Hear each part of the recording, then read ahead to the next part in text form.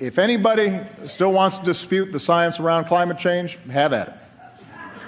You will be pretty lonely because you'll be debating our military, most of America's business leaders, the majority of the American people, almost the entire scientific community, and 200 nations around the world who agree it's a problem and intend to solve it. So thank you for having me. What I'm going to talk about today is just, in general terms, what is needed to address the climate crisis. What actions can we take that will accelerate the transition out of the fossil fuel era? So there's a certain amount of carbon that is circulating through the environment. So it's going into the air, being absorbed by, and then getting absorbed by plants and animals, and then going back into the air. And this carbon is just circulating on the surface. And this is fine, and it's been doing that for millions, hundreds of millions of years. The thing that's changed is that we've added something to the mix. So we added all this extra carbon to the carbon cycle, and the net result is that the carbon in the ocean's atmosphere is growing over time. It's much more than can be absorbed by the ecosystem. It's really quite simple. We're taking billions of tons of carbon that's been buried for hundreds of millions of years and is not part of the carbon cycle, taking it from deep underground and adding it to the carbon cycle. The result is that a steady increase in the carbon in the atmosphere. Carbon parts per million has really been bouncing around the 300 level for around 10 million years. And then in the last few hundred years, it went into a vertical climb. This is the essence of the problem. This is very unusual and a very, very extreme threat, as you can see from this rate of growth. Small changes result in huge effects. So New York City under ice would be -5 degrees. New York City underwater would be +5 degrees. But looked at as a percentage relative to absolute zero, it's only a ±2% change.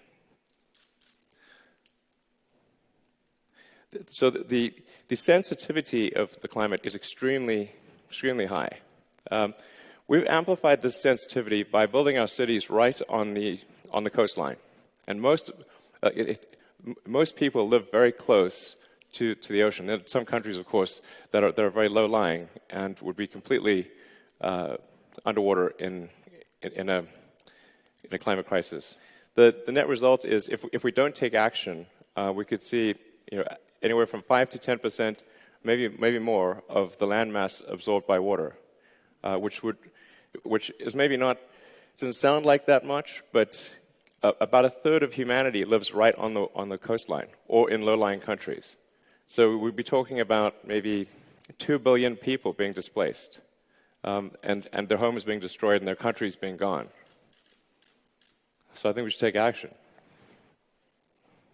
Today's refugee problem or challenge is perhaps a small indication of what the future will be like if we do not take action with respect to climate change. Today the challenge is in terms of millions of people, but in the future, based on what the scientific consensus is, the problem will be in hundreds of millions and much more severe. So I think it's very important that we take action today to recognize that we are making a very significant change to the chemical constituency of the atmosphere and the oceans, and one that is almost impossible to reverse.